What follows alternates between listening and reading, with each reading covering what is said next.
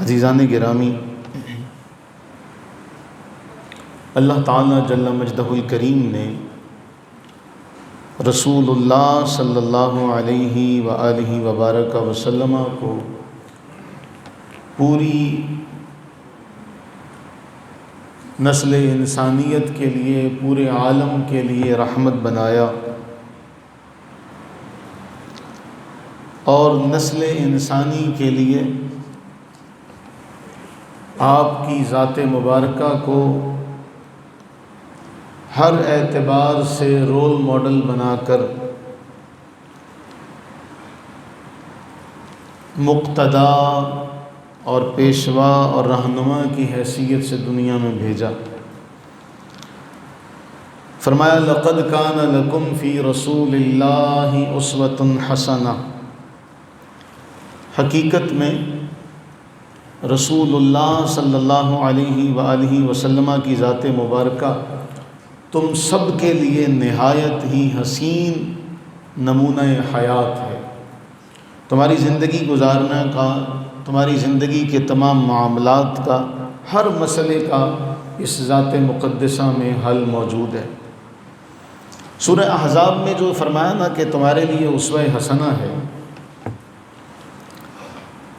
محدثین شارحین اس کی شرح میں لکھتے ہیں کہ اسوہ کا معنی ہے نمونہ انسان، اسوہ کا معنی ہے نمونہ، کوئی طریقہ، کوئی راستہ۔ جب انسان کسی دوسرے انسان کی پیروی میں کسی طریقے پر چلتا ہے اسے اسوہ کہا جاتا ہے، اور رسول اللہ صلی اللہ علیہ وآلہ وسلم کے اسوہ پر چلنے کا ہمیں قرآن نے حکم دیا۔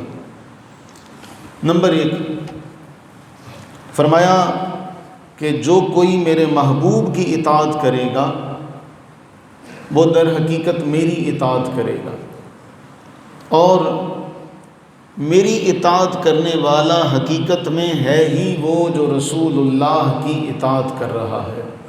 من یطع الرسول فقد اطاع اللہ، کہ اللہ تعالیٰ نے اپنی اطاعت کو نبی سرور عالم صلی اللہ علیہ وسلم کی اطاعت سے مشروط کیا، اور فرمایا جو رسول کی اطاعت کرے گا در حقیقت وہ میری اطاعت کرے گا۔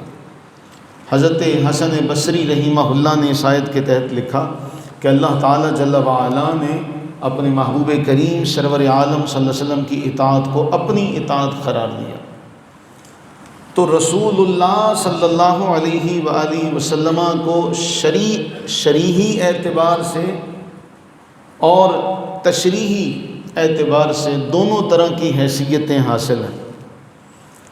اللہ تعالیٰ نے امت محمدیہ کو دین اسلام عطا کیا، اور اس پر عمل کرنے کے لیے احکامات واضح کیے، اور رسول اللہ صلی اللہ علیہ وسلم نے ان احکامات کی تشریح بیان فرمائی کہ ان احکامات کو کس طرح سے ادا کیا جا سکے گا۔ نماز ہے، روزہ ہے، زکوٰۃ ہے، حج ہے، اخلاقیات کا معاملہ ہے، معاملات کا معاملہ ہے، ہر معاملے میں نبی کی زندگی ہمارے لیے کامل نمونہ ہے، اور نبی کی اطاعت کیے بغیر ہم اللہ تعالیٰ کے محبوب نہیں بن سکتے، اللہ کے منظور نظر نہیں بن سکتے، اللہ کے پیارے نہیں بن سکتے۔ اسی لیے اللہ کے نبی سرور عالم صلی اللہ علیہ وآلہ وسلم نے ارشاد فرمایا جس نے میری اطاعت کی اس نے اللہ کی اطاعت کی، من اطاعنی فقد اطاع اللہ، اور جس نے میری نافرمانی کی تو حقیقت میں اس نے اللہ تعالیٰ کی نافرمانی کی۔ تو اللہ تعالیٰ نے آپ سرور عالم صلی اللہ علیہ وسلم کو ساری کائنات پر فوقیت دی، پھر نبوت اور رسالت کا منصب عطا کیا، پھر آپ کو یہ سارا منصب عطا کرنے کے بعد ساری مخلوق کو آپ کا فرما بردار بنایا، بننے کا حکم دیا۔ ہم دیکھتے ہیں کہ دین ایک مکمل ضابطۂ حیات ہے جو اپنے ماننے والوں کو ہر موڑ پر رہنمائی دیتا۔ آپ اپنی اس امت کے برعکس باقی دنیا میں کسی بھی مذہب چاہے وہ آسمانی مذہب ہے یا وہ خود ساختہ طریقہ ہے، ان میں کسی سے بھی پوچھیں کہ تمہارے لیے اس معاملے میں تمہارے رہبر کی ذات سے تمہیں کیا سبق ملتا ہے، تو آپ دیکھیں گے کہ کلی طور پر سوائے مسلمانوں کے یہ منصب کسی کو حاصل نہیں ہے کہ اگر کوئی شخص بیٹا ہے تو اس کے لیے رسول اللہ علیہ السلام کی زندگی کامل نمونہ، اگر کوئی شخص ماں باپ کے درجے پر آ جاتا ہے اس کے لیے نبی صلی اللہ علیہ وسلم کی زندگی کامل نمونہ۔ یہ سارا مذہبی اعتبار سے۔ اگر کوئی تاجر ہے، اللہ کے نبی کی زندگی اس کے لیے کامل نمونہ کہ تجارت کیسے کی جائے گی، معیشت کو کیسے سنبھالا جائے گا۔ اگر کوئی سپہ سالار ہے تو اس کے لیے رسول اللہ کی زندگی کامل نمونہ۔ اگر کوئی کسی ملک کا بادشاہ ہے، کسی سلطنت کا رعایا کا حکمران ہے، اس کے لیے نبی صلی اللہ علیہ وسلم کی زندگی کامل نمونہ۔ اس پوری کائنات میں کوئی بھی ایسا فرد نہیں ملے گا آپ کو جو یہ کہتا ہوا نظر آئے کہ جی میں جو کام کر رہا ہوں، میں جس منصب پر ہوں، اس منصب کے حوالے سے میرے آقا کریم علیہ السلام کی رہنمائی سے مجھے حصہ نہیں ملا۔ ایسا کوئی بھی پہلو زندگی کا، نسل انسانی کا ایسا کوئی گوشہ نہیں ہوگا جس کے بارے نبی صلی اللہ علیہ وسلم کے احکامات نہ ملتے، جس کے بارے آقا کریم علیہ السلام نے ہمیں رہنمائی نہ کی۔ اللہ نے یوں ہی تو نہیں فرمایا کہ میرے محبوب کی زندگی تمہارے لیے کامل نمونہ۔ اب کمی ہمارے اعتبار سے کہ ہم کس منصب پر ہیں، کس مقام پر ہیں، اور ہم رسول اللہ کی زندگی سے رہنمائی کس طرح سے لے رہے ہیں، کتنی لے رہے ہیں، اور اس پر عمل کتنا کر رہے ہیں، یہ ہمارے اعتبار سے۔ ہم دیکھتے ہیں کہ قرآن کریم میں اللہ تعالیٰ جل وعلا اہل ایمان کے بارے میں ارشاد فرما رہا ہے کہ ایمان والے اللہ سے ٹوٹ کر پیار کرتے ہیں۔ والذین آمنوا اشد حبا للہ، ایمان والے ہر ایک شے سے بڑھ کر محبت کرتے ہیں اللہ تعالیٰ جل وعلا سے۔ اب جب سب کا یہ دعویٰ ہوا اور اللہ تعالیٰ نے مومنین کی یہ صفت بیان فرمائی ہے کہ مومنوں کی صفت یہ ہے کہ وہ اللہ سے ٹوٹ کر پیار کرتے ہیں، جب یہ منصب بیان ہو گیا کہ اہل ایمان ہر رشتے سے بڑھ کر اللہ سے محبت کرتے ہیں، تو قرآن نے پھر دوسرا جملہ دیا، اے حبیب سرور عالم صلی اللہ علیہ وآلہ وبارک وسلم، آپ یہ اعلان کر دیجئے کہ جب تمہاری صفت یہ ہے، جب تمہارا مقام یہ ہے کہ تم اللہ سے ٹوٹ کر پیار کرتے ہو، تو سنو، ان کنتم تحبون اللہ فاتبعونی، تو پھر اس محبت کے دعوے کو سچا کرنے کے لیے، اس مقام کو صحیح ثابت کرنے کے لیے تمہیں میری اتباع کرنی پڑے گی۔ جب میری اتباع کرو گے، پہلے تو محبت کا دعویٰ تمہاری طرف سے تھا، یحببکم اللہ، اب اللہ تمہیں اپنا محبوب بنا دے گا، اور اس پر بس نہیں ہے کہ وہ تمہیں اپنا صرف محبوب نہیں بنائے گا، بلکہ کیا کرے گا، تمہارے گناہوں کو بخش دے گا، تمہارے گناہوں کو وہ رب بخش دے گا، وَيَغْفِرْ لَكُمْ ذُنُوبَكُمْ، تمہارے گناہوں کو بخش دے گا، اس لیے کہ اللہ تعالیٰ بخشنے والا ہے، بہت مہربان۔ تو اس آیہ مبارکہ میں ہمیں حکم دیا گیا کہ اگر تم اللہ سے محبت کا دم بھرتے ہو تو پہلے محبوب کی اتباع کرو۔ اس آیت کا شان نزول کیا ہے؟ اللہ تبارک و تعالیٰ نے کفار مکہ کو جب وہ سارا رسول اللہ صلی اللہ علیہ وسلم کی دعوت سے انکار کر گئے تو اہل ایمان کو حکم دیا کہ اب تم کفار مکہ سے دوستی نہیں کرو گے، اب تم کفار مکہ سے کوئی ایسا تعلق نہیں رکھو گے۔ پھر رسول اللہ کی اطاعت کرتے ہوئے صرف اہل اللہ سے محبت کو، دوستی کو جائز قرار دیا۔ جب یہ بات ہوئی تو کافر بھی کہنے لگے بھی ہم بھی اللہ سے پیار کرتے ہیں، ہم بھی ایک اللہ کو مانتے ہیں، ہم بھی اللہ سے محبت کرتے ہیں۔ تو جب انہوں نے بھی یہ دعویٰ کیا تو اللہ تعالیٰ جل وعلا نے فرمایا جو مجھ سے محبت کا دعویٰ کرتا ہے تو وہ راستہ محبوب کی اطاعت و اتباع سے ہوتے ہوئے مجھ تک آتا ہے۔ جو مجھ سے محبت کا دم بھرتا ہے، مجھ سے محبت کا دعوے دار ہے، تو سنیں کہ مجھ تک پہنچنے کا جو راستہ ہے وہ محبوب کے ذریعے سے آتا ہے۔ لا الہ الا اللہ تک کوئی پہنچنا چاہتا ہے تو محمد الرسول اللہ جب تک یہ جملہ نہیں کہہ دے گا وہ اگلے معاملے تک نہیں جا سکے۔ اس کی واضح ترین مثال ہے، اگر آج دنیا میں کوئی شخص سارے نیکی کے کام کرنے لگ پڑے، کوئی گناہ کا کام نہ کرے، لیکن صرف ایک بات کہے، دنیا کے سارے اچھے کام کرتا ہو، دنیا کی ساری نیکیاں کرتا ہو، سب کچھ اس کے پاس ہو، لیکن وہ یہ کہے کہ میں اللہ کو ایک بھی مانتا ہوں، میں نیکیاں بھی ساری کرتا ہوں، اخلاقیات میں کوئی میرا مد مقابل نہیں ہے، لیکن صرف ایک بات ہے کہ میں تمہارے محبوب کو، تمہارے رسول کو میں اپنا نبی نہیں مانتا، تو کیا سمجھتے ہیں آپ کہ کیا اس کی ساری نیکیاں مقبول ہو جائیں گی؟ تو مقام رسالت کا جب تک وہ اقرار نہیں کرتا، رسول اللہ صلی اللہ علیہ وسلم کی محبت کا اقرار نہیں کرتا، آپ کی رسالت پر ایمان نہیں رکھتا، تب تک وہ اللہ سے محبت کرنے کے دعوے میں سچا نہیں ہو سکتا۔ کیوں کہا تھا کہ محمد سے وفا تو نے تو ہم تیرے ہیں؟ یہ جہاں چیز ہے کیا، لوح و قلم تیرے ہیں۔ تو قل ان کنتم تحبون اللہ فاتبعونی، فرمایا اگر تم اللہ سے محبت کا دعویٰ کرتے ہو تو پہلے میری اتباع کرو، میری سیرت اپناؤ، میرے راستے پر چلو۔ اب اس میں جو جملہ ہے سب سے اہم کہ جب کوئی رسول صلی اللہ علیہ وسلم کی سیرت کا اتباع کرے گا، آپ کے اسوہ پر چلے گا، تو اس کا نتیجہ پتہ کیا ملے گا؟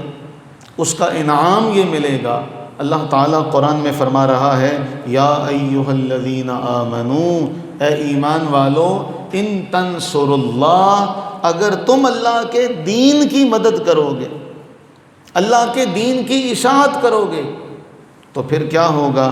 ینصرکم، اللہ تمہاری مدد کرے گا، اللہ تمہاری مدد کرے گا، ویثبت اقدامکم، تمہارے قدموں کو مضبوط رکھے گا۔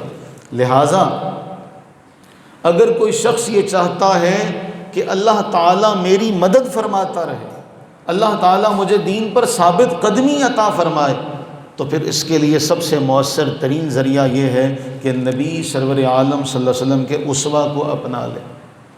جب وہ نبی کے اسوہ کو اپنائے گا، نبی کے راستے پر چلے گا، تو اللہ تعالیٰ اس کی مدد فرمائے گا، کیونکہ قرآن میں اللہ تعالیٰ فرما رہے ہیں فَالَّذِينَ آمَنُوا بِهِ وَعَزَّرُوهُ وَنَصَرُوهُ وَاتَّبَعُوا النُّورَ الَّذِي أُنزِلَ مَعَهُ، کہ جو لوگ اس محبوب پر ایمان لائیں گے اور محبوب کی تعظیم و توقیر کریں گے اور ان کے دین کی مدد و نصرت کریں گے اور اس نور کی پیروی کریں گے جو قرآن کی صورت میں انہیں دیا گیا، تو پھر یہی لوگ ہیں جو کامیاب ہیں۔ ہم قرآن سے پوچھیں تو اس آیا مبارکہ میں چند باتیں ہیں کہ جو ایمان لانے والے ہیں سب سے پہلی ذمہ داری کیا ہے؟ ایمان لانا۔ اس ایمان لانے کے بعد دوسرا کام ہے نبی کی تعظیم اور توقیر کرنا، کہ نبی کی تعظیم و توقیر کرنا۔ اس کے بعد اگلا مرحلہ ہے نبی کے دین کے پھیلانے میں ممد و معاونت کرنا، مددگار بننا۔ اور تیسرا کام کیا ہے کہ جو اللہ تعالیٰ جل وعلا نے نور نازل کیا قرآن کی صورت میں، اس قرآن کو پڑھنا، اس قرآن کو سمجھنا، اس کے احکامات پر عمل کرنا۔ اب جب یہ سارے کام کوئی کر لے گا تو اللہ تعالیٰ جل وعلا گواہی دے رہا ہے کہ یہی لوگ ہیں جو کامیاب ہیں۔ اب ہم اس کسوٹی پر اپنے آپ کو رکھیں، ہم سب کا یہ دعویٰ ہے کہ ہم سب مومن ہیں۔ آپ کسی سے بھی معاشرے میں پوچھ لیں، ہر شخص یہ کہتا ہوا آئے گا، ملے گا کہ جی میں مومن ہوں، لیکن اقبال سے پوچھا گیا تو اس نے کہا چون می گویم مسلمانم بلرزم کہ دانم مشکلات لا الہ را، کہ جب میں یہ کہتا ہوں کہ میں مسلمان ہوں تو میں کانپ اٹھتا ہوں، اس لیے کہ لا الہ کی جو مشکلات ہیں میں ان سب کو جانتا ہوں۔ پھر اسی کو انہوں نے اردو میں کہا تھا کہ یہ شہادت گہے الفت میں قدم رکھنا ہے، لوگ آسان سمجھتے ہیں مسلمان ہونا۔ یہ کوئی آسان کام تو نہیں ہے۔ اگر کوئی شخص یہ سمجھے کہ یہ آسان کام ہے، یہ آسان کام تو نہیں ہے۔ اللہ تعالیٰ کے نبی کی سیرت کو اپنانا، اللہ کے نبی کی سیرت پر چلنا، اللہ تعالیٰ کے نبی کی اتباع کرنا، اور اس اتباع میں کیا ہے؟ آپ کو جھوٹ چھوڑنا پڑے گا، آپ کو بددیانتی چھوڑنی پڑے گی، آپ کو اپنی زندگی کے معاملات درست کرنے ہوں گے، گھر ہو یا باہر ہو آپ کو ایک جیسا ہونا پڑے گا، آپ کو اپنے معاملات میں تقوی پیدا کرنا پڑے گا، آپ کو اپنے معاملات میں راست گوئی اور راست بازی اختیار کرنی پڑے گی۔ تو یہ کام آسان تو نہیں۔ جس معاشرے میں ہم رہتے ہیں، اس معاشرے میں آپ دیکھیں کہ سب سے بڑی خامی ہمارے ہاں پابندی وقت کی ہے، اس کے بعد ہمارے ہاں زبان کے معاملات کی ہے کہ ہم اپنی زبان کے معاملات پر کس قدر پورا اترتے ہیں۔ اگلا مرحلہ یہ ہے کہ اس پورے معاشرے میں آپ بازار میں چلے جائیں تو آپ کو حلال ذریعے سے کوئی شے نہیں مل سکتی۔ اس پورے معاشرے میں الا ماشاء اللہ آپ کہیں کہ مجھے حلال چیز مل جائے، حلال سے مراد ایک نمبر ہے، اس میں ملاوٹ نہ ہو، اس میں دو نمبری نہ ہو، لیکن آپ کو نہیں ملے گی۔ آپ کسی ڈاکٹر کے پاس چلے جائیں اور چاہیں کہ مجھے صحیح علاج مل جائے، نہیں ملے گا۔ آپ کسی وکیل کے پاس چلے جائیں کہ یہ صحیح میری رہنمائی کر دے، آپ کسی مکینک کے پاس چلے جائیں، آپ کسی مولوی کے پاس چلے جائیں، لیکن ہر جگہ پر آپ کو کہیں نہ کہیں سقم نظر آئے گا۔ تو جب یہ کہا نا کہ جو ایمان لائے اس کا پہلا کام ہے وَعَزَّرُوهُ وَنَصَرُوهُ، کہ وہ نبی کی تعظیم اور توقیر کرے۔ اس کے بعد کیا ہے کہ وہ اس نور کی پیروی کرے جو قرآن کی صورت میں محبوب کریم علیہ السلام لے کر آئے ہیں۔ ہم سب جانتے ہیں کہ سود ناجائز ہے۔ اللہ تعالیٰ جل وعلا نے قرآن کریم میں واضح طور پر دو ٹوک الفاظ میں اس کی ممانعت بیان کی۔ اللہ تعالیٰ قرآن میں فرمائے الذین یأکلون الربا، کہ جو لوگ سود کھاتے ہیں، لا یقومون، وہ قیامت کے دن کھڑے نہیں ہو سکیں گے، اگر کھڑے بھی ہوں گے یتخبطہ الشیطان من المس، ایسے شخص کی طرح جو لڑکھڑا رہا ہوگا، جسے شیطان چھو کر حواس باختہ کر چکا ہو، جس کے حواس گم ہو چکے ہوں۔ اب قرآن کی اتنی واضح آیت، نبی سرور عالم صلی اللہ علیہ وسلم کا اتنا واضح فرمان، لیکن ہمارے معاشرے میں کہیں بھی آپ چلے جائیں، کسی بھی کاروبار میں آپ چلے جائیں، وہاں کا ابتدا سے انتہا تک کہیں نہ کہیں آپ کو یہ معاملہ نظر آ جائے گا۔ ہمارے ہاں سودی لین دین ہو رہا۔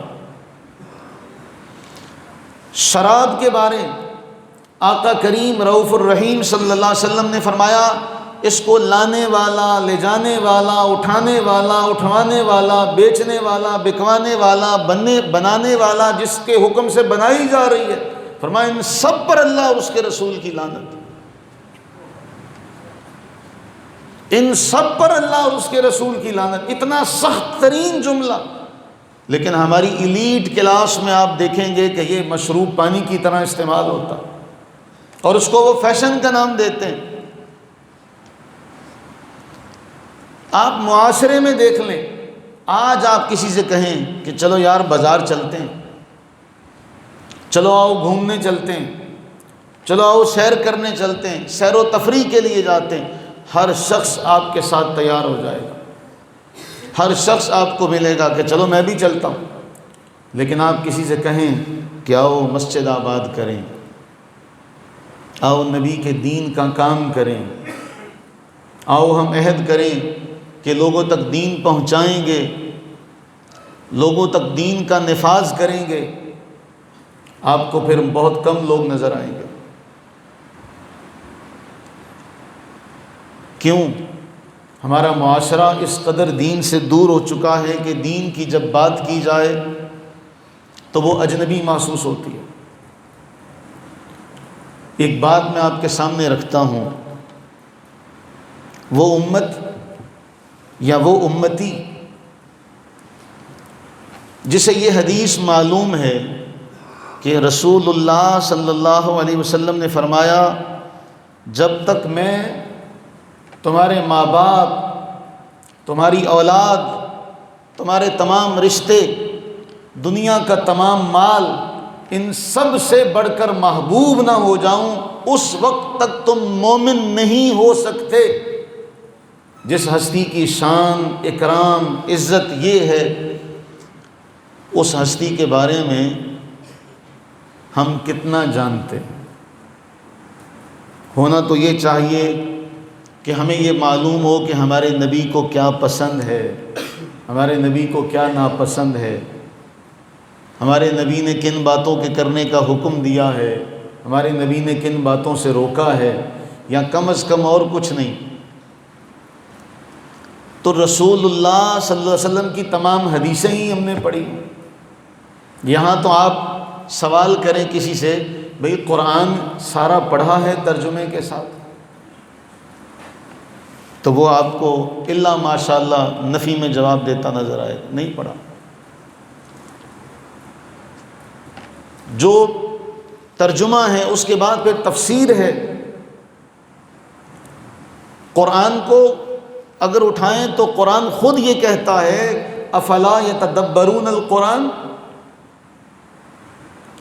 تم قرآن میں تدبر نہیں کرتے، تم قرآن میں غور و فکر نہیں کرتے۔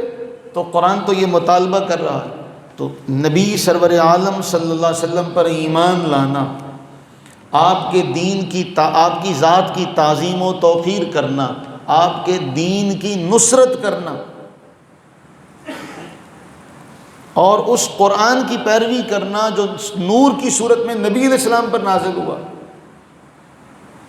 پھر کامیابی ہے۔ لیکن ہم تو اس کے بالکل برعکس چلتے ہیں۔ تو سیرت الرسول کو اپنانے کا ایک اعزاز کیا ہے؟ اللہ تمہاری مدد کرے گا۔ ان تنصر اللہ ینصرکم، اگر تم اللہ کے دین کو پھیلانے میں مددگار بنو گے تو اللہ تمہاری مدد کرے گا۔ دوسرا معاملہ، جب تم اللہ اور اس کے رسول کی اطاعت کرو گے تو تمہارے اعمال ضائع نہیں ہوں گے۔ اگر اس سے ہٹ کر تم کوئی کام کرتے ہو تمہارے سارے اعمال ضائع ہو جائیں گے۔ فرمایا اطیعوا اللہ و اطیعوا الرسول، اللہ کی اطاعت کرو، اس کے رسول کی اطاعت کرو، ولا تبطلوا اعمالکم، اپنے اعمال برباد نہ کرو، اپنے اعمال برباد نہ کرو، کہ جب تم اس اطاعت کے دائرے سے نکلو گے تو تمہارے اعمال برباد ہو جائیں گے۔ رسول اللہ صلی اللہ علیہ وسلم نے فرمایا، تم میں سب سے بہتر وہ ہے جو اپنے گھر والوں کے ساتھ اچھا ہو، اور میں تم سب سے زیادہ اپنے گھر والوں کے ساتھ اچھا ہوں۔ آپ کے کردار کے حوالے سے کوئی ایک بھی روایت، اور ہم اس روایت کو آئینہ بنا کر کھڑے ہوں کہ جی ہم نے اس پر پورا عمل کیا، ہمیں نہیں ملے گا۔ حضور فرمائیں، جس نے بڑوں کا ادب نہ کیا، چھوٹوں سے پیار نہ کیا، وہ ہم میں سے نہیں۔ اور یہاں بڑے صرف ماں باپ نہیں ہیں، جتنے بھی بڑے، حضور فرمائیں جس نے ملاوٹ کی وہ ہم میں سے نہیں۔ حضور فرمائیں جو مرد عورتوں کے راستے عورتوں کی مشابہت اختیار کرے، جو عورت مردوں کی مشابہت اختیار کرے، ان پر اللہ اور اس کے رسول کی لعنت۔ لیکن ہمارے ہاں آپ جتنی بھی احکام کے حوالے سے روایات اٹھا کے دیکھیں، ہم ایسے ہیں کہ ہم ہر کام میں آپ کو الٹے نظر آئیں گے، اس کی مخالف سمت میں کھڑے نظر آئیں گے۔ تو قرآن فرما رہا ہے، اگر تم چاہتے ہو تمہارے اعمال ضائع نہ ہوں تو پھر ہر اعتبار سے میرے محبوب کی پیروی کرو، محبوب کی اطاعت کرو، محبوب کی اتباع کرو۔ اور جب تم اس راستے پر چلو گے تو تم پر رحم بھی کیا جائے گا۔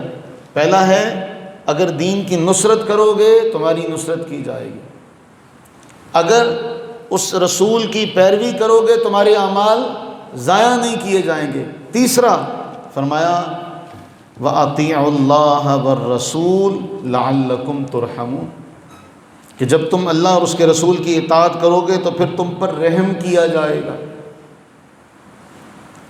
تو جو شخص یہ چاہتا ہے کہ اللہ میری مدد کرے، اللہ میرے اعمال ضائع نہ کرے، اللہ تعالیٰ مجھ پر رحم فرمائے، تو اس کے پاس ایک واضح ترین راستہ ہے رسول کی اطاعت۔ اور اس پیمانے میں اپنے آپ کو پرکھیں، جب رات کو سوئیں یا دن میں کبھی بھی آپ کو وقت ملے، اپنے آپ سے سوال کریں، یار میں صبح اٹھا تو صبح سے لے کر رات تک کس کس معاملے میں رسول کا مطیع و فرما بردار رہا ہوں اور کس کس معاملے میں نے رسول کی نافرمانی کی ہے، آپ کو صاف پتہ چل جائے گا۔ ایک چھوٹی سی بات ہے، ہم نماز پڑھنے آتے ہیں تو یہ نماز کی شرطوں میں سے تو نہیں ہے کہ اپنے ٹخنے ننگے رکھے جائیں، شرائط نماز میں تو نہیں ہے کہ ٹخنے ننگے ہوں مرد کے، یہ نماز کی شرطوں یا نماز کے آداب میں سے تو نہیں ہے، یہ تو آپ کی ساری زندگی کے طریقوں میں سے ایک طریقہ ہے کہ مرد کا ٹخنا ننگا ہونا چاہیے۔ اور ہم کیا کرتے ہیں، جب نماز پڑھنے کھڑے ہوئے تب اوپر سے نیفے کی طرف سے شلوار کو سمیٹ لیا، اڑس لیا۔ ہم نے دین پر چلنے کا بھی اپنا راستہ بنایا، ہم نے دین پر چلنے کا بھی اپنی خواہش کا طریقہ اپنایا ہے کہ ہم اپنی خواہش پر عمل کریں گے۔ دین کے معاملے پر چلنا ہو تو ہم اپنے ذریعے سے چلیں گے، جو ہمارا پسندیدہ ذریعہ ہوگا، ہمارا محبوب ذریعہ ہوگا، ہم اس پر چلیں گے۔ حضور علیہ السلام نے فرمایا مرد کے ٹخنے ننگے ہونے چاہیے، یہ تو نہیں فرمایا تھا کہ نماز پڑھنے آؤ تو ٹخنے ننگے کر لو۔ اور ہم کیا کرتے ہیں، نماز کے وقت اپنے ٹخنے ننگے کرتے ہیں۔ تو ہم رسول اللہ صلی اللہ علیہ وسلم کے فرمان کو اس طرح سے لیتے ہیں جس طرح حضور نے فرمایا، یا اپنی مرضی کرتے ہیں؟ تو کیا ہماری کوئی حیثیت ہے کہ ہم رسول اللہ کے فرمان کے مقابلے میں اپنی مرضی کریں؟ تو جب نہیں ہے تو پھر ہم کیوں کرتے ہیں؟ ایک بار ایسا ہوا، چند صحابہ جمع ہوئے، ہم جا کے رسول اللہ صلی اللہ علیہ وسلم کے معاملات کے بارے میں سوال کرتے ہیں، آپ کے گھر آئے۔ نبی اکرم صلی اللہ علیہ وسلم کی ازواج مطہرات جو مومنوں کی پوری امت کی مائیں ہیں، انہوں نے بتایا کہ نبی صلی اللہ علیہ وسلم ایسے ایسے اعمال کرتے ہیں۔ اب وہ آپس میں کہنے لگے کہ یہ آج کے دور کا جو مسئلہ ہے، وہ کہنے لگے کہ وہ کہاں، ان کا تو اللہ نے سب کچھ معاف کر دیا۔ اب ایک کہتا ہے آج کے بعد سے میں ساری رات نماز پڑھتا رہوں گا، ایک نے کیا کہا، میں آج کے بعد ساری رات نماز پڑھتا رہوں گا، اما انا فانی اصلی اللیل ابدا، ساری رات نماز پڑھوں گا۔ دوسرے نے کہا انا اصوم الدہر ولا افطر، اب میں جتنی زندگی ہے ساری روزے رکھنے میں گزاروں گا، افطار نہیں کروں گا، کوئی نہیں چھوڑوں گا، بس مسلسل روزے رکھوں گا۔ تیسرے نے کہا اب میں دنیا چھوڑ دوں گا، تارک الدنیا ہو جاؤں گا، دنیا چھوڑ دوں گا، میں عورتوں سے نکاح نہیں کروں گا، بس درویش بن جاؤں گا، جنگل میں نکل جاؤں گا۔ فجاء رسول اللہ صلی اللہ علیہ وسلم الیہم، انہوں نے تو یہ بات کر لی، اللہ کے نبی سرور عالم صلی اللہ علیہ وآلہ وسلم ان کے پاس تشریف لائے اور ان سے فرمایا تم نے ایسے ایسے کہا ہے کہ میں ساری رات نماز پڑھوں گا، میں ساری زندگی روزے رکھوں گا، میں جنگلوں میں نکل جاؤں گا، تم نے ایسے کہا؟ عرض کیجیے ایسے کہا۔ فرمایا سنو، واللہ انی لاخشاکم للہ واتقاکم لہ، اللہ کی قسم ہے میں تم سب سے زیادہ اللہ سے ڈرنے والا ہوں، تم سب سے زیادہ میں متقی ہوں، لیکن میں روزہ بھی رکھتا ہوں، چھوڑتا بھی ہوں۔ یہ رمضان کے فرض روزوں کے علاوہ کی بات ہو رہی ہے۔ میں رات نماز بھی پڑھتا ہوں، سوتا بھی ہوں، میں عورتوں سے نکاح بھی کرتا ہوں، تو میں تو زندگی تمہارے سامنے گزاری ہے۔ فمن رغب عن سنتی فلیس منی، جس نے میری سنت سے منہ موڑا وہ مجھ سے نہیں ہے۔ جس نے میری سنت سے منہ موڑا وہ مجھ سے، یہ جملہ لرزاتا نہیں ہے؟ یہ جملہ اہل ایمان کو ان کے لیے کپ کپاہٹ کا ذریعہ نہیں بنتا کہ حضور نے فرمایا جو میری سنت سے منہ موڑ لے، میرے راستے سے منہ موڑ لے وہ مجھ سے نہیں۔ تو آپ رات کو سوال کریں کہ یار میرا لباس، میرا رہن سہن، میرا اٹھنا بیٹھنا، میرا چلنا پھرنا، میرا لوگوں سے لین دین کرنا، میرا لوگوں سے معاملات طے کرنا، کیا یہ صبح سے میں نے جو کچھ کیا ہے سارا سنت کے مطابق کیا؟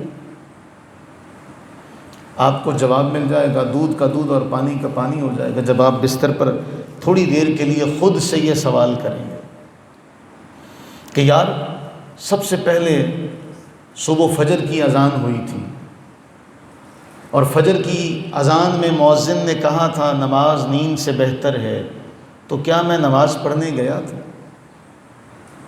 وہاں سے آغاز کریں، وہاں سے آغاز کریں، اور پھر یہ کہیں، آج ہم پوچھتے ہیں میں جی گھر میں پڑھ لیتا ہوں، بغیر عذر شرعی کے کسی کی نماز گھر میں نہیں ہوتی، مرد کی خاص طور پہ، عورتوں کے لیے تو رخصت، بغیر شرعی عذر کے۔ کیا کہا ہے میں نے؟ اب مڑ کے کہتے ہیں نا، کہہ دو کہ بھائی نے کہا تھا تو نماز ہندی نہیں کر، جملہ نہیں نا پورا سنتے، بغیر شرعی عذر کے گھر میں نماز نہیں ہوتی۔ الٹا ہے نا کام ہمارا کہ نفل نماز حضور نے ساری زندگی گھر میں پڑھی، فرض آپ نے مسجد میں ادا کیے، اور ہم کہتے ہیں کہ نہیں جی ہمارے پاس ٹائم نہیں تھا، یا صبح یہ مسئلہ تھا یہ مسئلہ تھا میں نے گھر میں پڑھ لی۔ تو اگر تو آپ کا عذر واقعی شرعی ہے، وہ واقعی عذر ہے کہ آپ واقعتاً مسجد میں نہیں جا سکے، کوئی مسئلہ کوئی ایسا معاملہ پیش آ گیا، تب تو اللہ تعالیٰ معاف فرمانے والا، ورنہ آپ نے اپنے محبوب کریم علیہ الصلوۃ والتسلیم کی ایسی پیاری سنت کو، ایسی اہم سنت کو چھوڑ دیا۔ کیا یہ عذر اللہ کے ہاں مقبول ہوگا آپ کا؟ یہیں سے سوال کر لیں۔ اور ایک اور بڑی باتوں میں بات نکلی، یاد آ گیا، ہم نے مشاہدہ کیا اس بات کا، محرم کا مہینہ ہو تو صرف 10 محرم تک لوگوں کو غم ہوتا ہے، 10 محرم تک لوگوں کو شوق ہوتا ہے کہ ذکر اہل بیت سنا جائے، ان کے اوپر آنے والے معاملات کے بارے میں جانا جائے، دین کی اہمیت اور فلسفے کو سمجھا جائے۔ اسی طرح ربیع الاول میں 12 تک بڑا جوش و خروش ہوتا، وہ جذبہ 12 کے بعد ختم ہو جاتا ہے۔ ہمیں یہ بھول گیا، حالانکہ ہم نے پچھلے سال یہ سوچا تھا کہ جی 12 روزہ دروس ٹھیک ہیں، کہ 12 روزہ ہے، اس کے بعد یہ ان لوگوں کا جو ذوق شوق جذبہ ہوگا وہ ختم ہو جائے گا۔ ہمیں اس مرتبہ پھر یاد نہیں رہا، ہم نے پھر 30 روزہ دروس سیرت کا اعلان کر دیا۔ وہ جب 12 سے آگے چلے تو یاد آیا ہو پچھلے سال تو ہم نے کہا تھا 12 ہی رکھیں گے۔ کیوں؟ ہمارا شوق اور جذبہ ہے ہی اتنا، ہم جتنی جلدی شوق میں جذبات میں آتے ہیں اتنی جلدی ہم نیچے بھی چلے جاتے ہیں۔ تو کیا نبی سرور عالم صلی اللہ علیہ وآلہ وسلم کا اسوہ، آپ کی اقتداء، آپ کی اتباع، کیا وہ ہمیں ان چیزوں پر برانگیختہ نہیں کرتی، ابھارتی نہیں ہے کہ ہم یہ جو کام کر رہے ہیں یہ خلاف سنت کر رہے ہیں، یا ہمیں یہ جو کام ہے یہ سنت کے مطابق کرنا چاہیے؟ تو رسول اللہ علیہ السلام نے فرمایا جس نے میری سنت سے منہ موڑا وہ مجھ سے پیمانہ دے دیا۔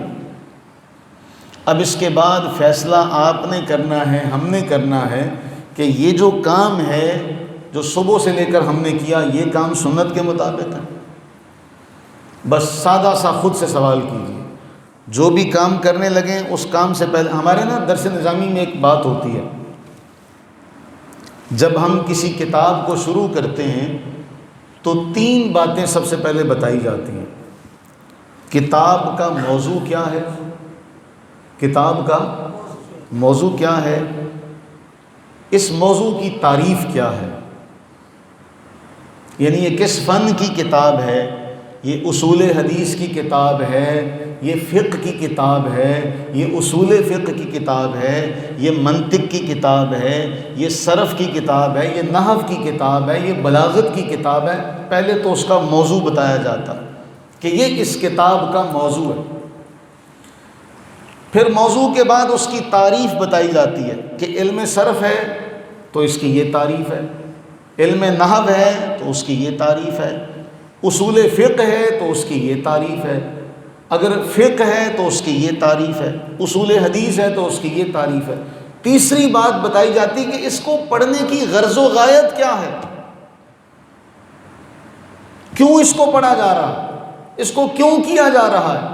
آج بھی آپ میں سے جو بچے یونیورسٹی کالجز میں جاتے ہیں کہ جب آپ اپنا مقالہ پیش کرتے ہیں، جب آپ اپنا مقالہ چنتے ہیں تو آپ کو جو سوالات دیے جاتے ہیں ان میں یہ ہوتا ہے کہ میں نے یہ مقالہ منتخب کیوں کیا، اس مقالے کا معاشرے پر اثر کیا پڑے گا۔ تو یہی پریکٹس یہاں پر کی جائے کہ یار میں نے جو صبح سے لے کر اب تک کام کیے ان کاموں کا فائدہ کیا تھا، دینی اعتبار سے فائدہ ہوا، دنیاوی اعتبار سے فائدہ ہوا، یا دینی اعتبار سے نقصان ہوا، دنیاوی اعتبار سے نقصان ہوا، تو آپ کو سارا پتہ چل جائے گا کہ صبح سے لے کر شام تک میں نے خسارے والا کام کیا ہے کہ نفع والا کام کیا۔ تو قرآن تو واضح طور پر فرما رہا ہے اطیعوا اللہ، اللہ کی اطاعت کرو، اس کے رسول کی اطاعت کرو تاکہ تم پر رحم کیا جائے، اللہ اور اس کے رسول کی اطاعت کرو تاکہ تمہارے اعمال ضائع نہ ہوں، اللہ اور اس کے رسول کی اطاعت کرو، اس کے دین کو پھیلانے میں مددگار بنو تاکہ اللہ تمہاری مدد فرمائے۔ اگر تم اللہ سے محبت کا دعویٰ کرتے ہو تو پہلے محبوب کی اتباع کرو کہ محبوب کا سونا، چلنا، پھرنا، کھانا، پینا، اٹھنا، بیٹھنا کیسا تھا اور تمہارا یہ سارا معاملہ کیسے ہے، تمہیں خود سے جواب مل جائے گا کہ تم کس راستے پر کھڑے ہو، تمہارا کون سا راستہ۔ جب یہ جواب مل گیا تو پھر آپ کے لیے سارا معاملہ آسان ہو جائے گا، آپ کے لیے نیکیاں کرنا آسان ہو جائیں گی، آپ کے لیے گناہ سے بچنا آسان ہو جائے گا۔ لیکن جب تک آپ نے اس کا خود سے جواب نہ مانگا،